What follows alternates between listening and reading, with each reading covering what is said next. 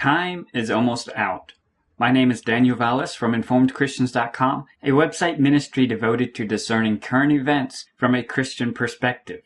This is a warning, but it is not a prediction. I do not know what is going to happen in the future, but things are not getting better, and we have heard the calls for peace and safety, so we know sudden destruction is coming, and this is a warning that it is coming. On our website, we have the Handout Peace and Safety announced. The link is in the description box. And there are a number of additional resources that I recommend you watch, especially if you are new to this subject and website.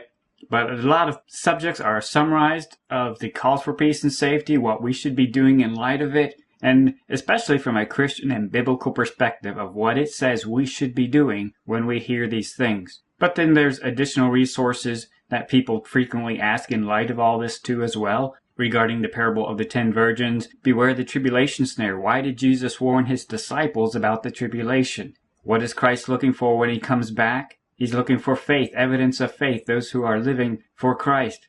And then also a good study on the bride of Christ. What is the Jewish wedding model? If you don't understand this, you're going to misunderstand a lot of things, especially about prophecy.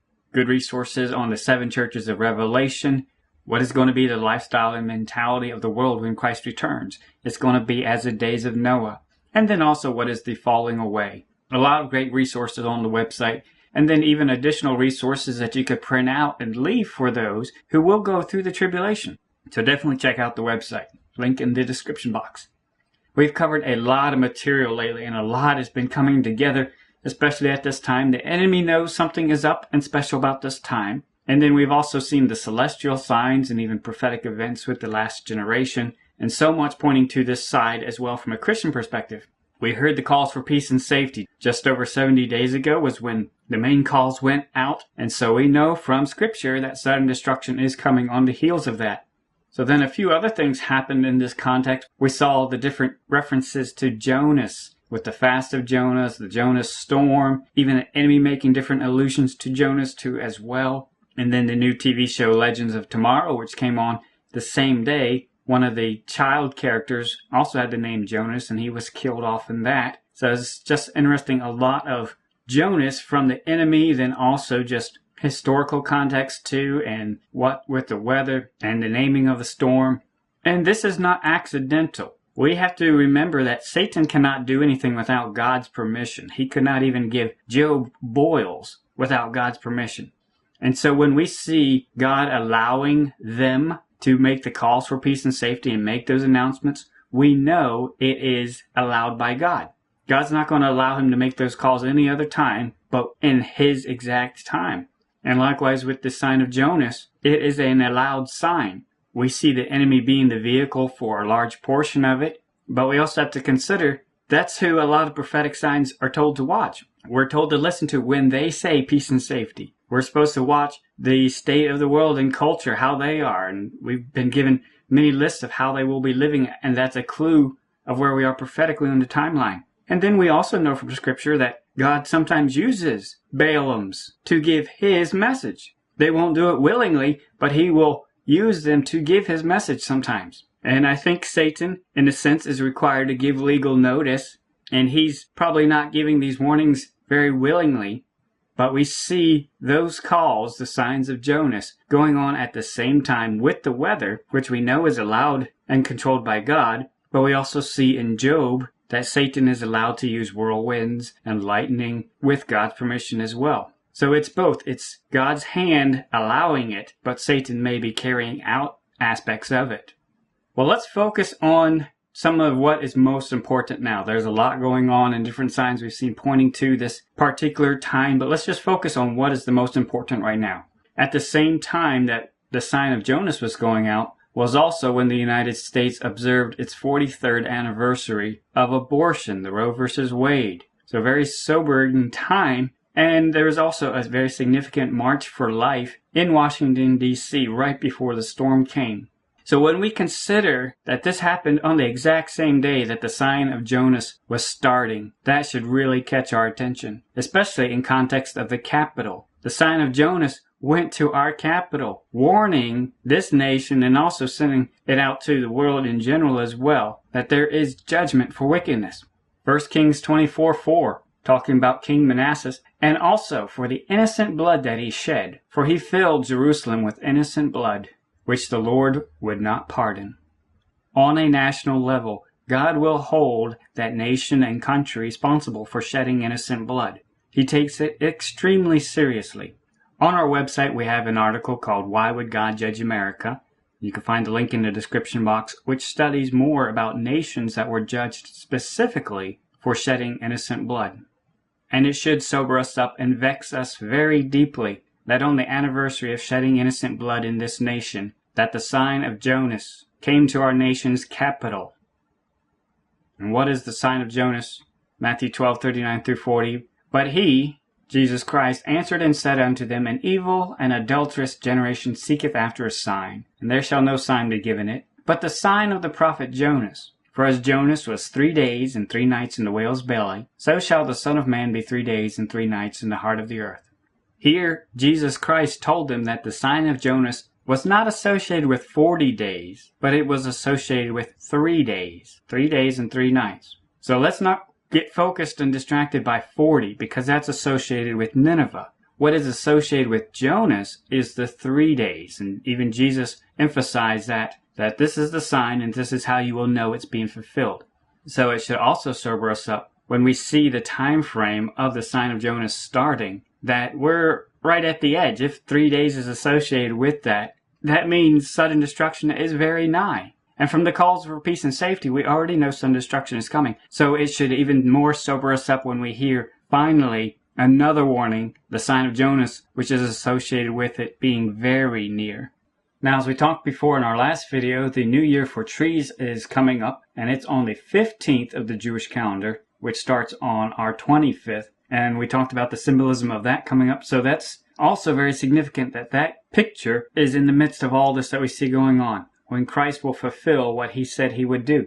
And we also see the celestial signs continuing. The 5 planets at once are still out. Venus is still the morning star. And this is a very unique combination, as well as the comet Catalina is also in the skies as well. This is a very unique, very rare occasion. We talked before about this hasn't been seen for a number of years and won't be seen for a while either. All this combination. Genesis 1:14. And God said, Let there be lights in the firmament of the heaven, to divide the day from the night, and let them be for signs, and for seasons, and for days and years. When we see celestial events happen in the firmament that are unique, they are signs. They are meant to draw our attention to them, and we should consider them in context of everything else that is going on. Psalm 19. The heavens declare the glory of God, and the firmament showeth his handiwork. Day unto day uttereth speech, and night unto night showeth knowledge. There is no speech nor language where their voice is not heard. Their line is gone out throughout all the earth, and their words to the end of the world. In them hath he set a tabernacle for the sun,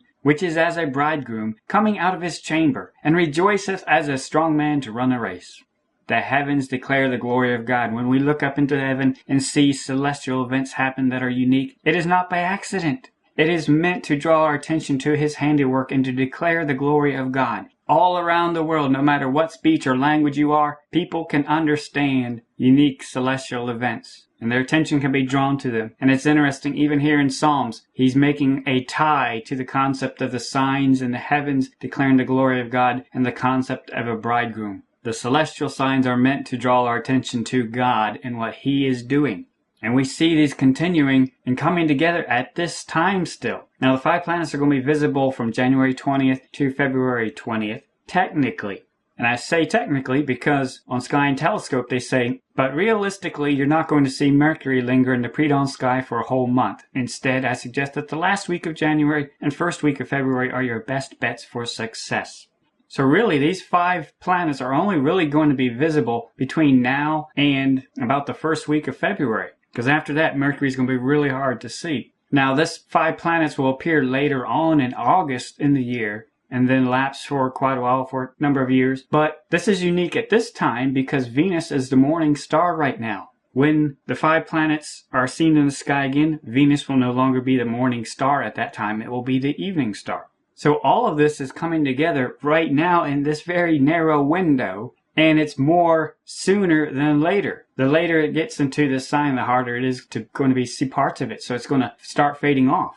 There is a lot drawing our attention to this time where we are right now. We are running out of time. There is a set time. When Jonah gave the warning to Nineveh, there was a set time where time would run out. And the Bible tells us that when we hear the calls for peace and safety, sudden destruction is coming. Time will run out one day, and it looks like we are almost out of time. Now on Daily Crow, Matthew has a really good breakdown of the meaning of the names behind the planets and this alignment, and you'll find a link in the description box to that. But just to summarize a lot of what he pulled together, when you look at the meaning behind the names from a biblical perspective as well, of what the names represent, we see the comet Catalina. And Catalina, the name means purify, and we could take it in context, so we need to purify ourselves for the bridegroom. It had its close approach on the same day that Venus became the morning star. Jesus Christ is the morning star. Jesus is the bridegroom. He is the morning star. And when these come together, we must purify ourselves for the bridegroom. 1 John 3, 2-3, when he shall appear, we shall be like him, for we shall see him as he is. And every man that hath this hope in him purifieth himself, even as he is pure. This is our responsibility right now. As a bride of Christ, we see the signs that he is coming. We have heard the trumpet call that the bridegroom is coming right over the hill. We must purify ourselves and make sure we are clean and ready to go when he appears. But then the other celestial signs that are drawing attention to the glory of God at this time. Jupiter, which represents the King, the Lord of all, God. Mars, which is definitely associated with war and sudden destruction, and that's the signs that we've seen coming together. Saturn, the sickle, harvest. There's going to be a judgment. Judgment will start at the house of God, remember? There's going to be a separation between the wise and the foolish. The foolish are going to be left with the unbelievers and the hypocrites. And then greater judgment will start. In Mercury, the idea is that the boundaries are about to be removed. The restraints are about to be removed. We see this message in the heavens, declaring the glory of God, declaring the work that God has said he was going to do. And we see the signs down here on earth. The sign of Jonas. We've heard the peace and safety calls. Sudden destruction and judgment is almost here. We are almost out of time. Matthew 25, 6-7. And at midnight there was a cry made, Behold, the bridegroom cometh. Go ye out to meet him. Then all those virgins arose and trimmed their lamps. Back in the fall, around the Feast of the Trumpets, we started seeing so many prophetic events come together. And the pattern and the shadow of what the Feast of Trumpets represented is being fulfilled. We are hearing the trumpet call. We are hearing the cry at midnight, saying the bridegroom cometh. And we have a little narrow window of where we can purify ourselves and get ready, where we get up and we trim off of our life what should not be there, and we purify ourselves. And even the heavens are declaring, the morning star is almost here. Purify yourself. 1 John 3:3. And every man that hath this hope in him purifieth himself, even as he is pure. I don't know the future, but I do know from Scripture, and seeing the celestial signs, and hearing the warnings, that we are almost out of time. Let us purify ourselves, and be ready when he appears. Maranatha.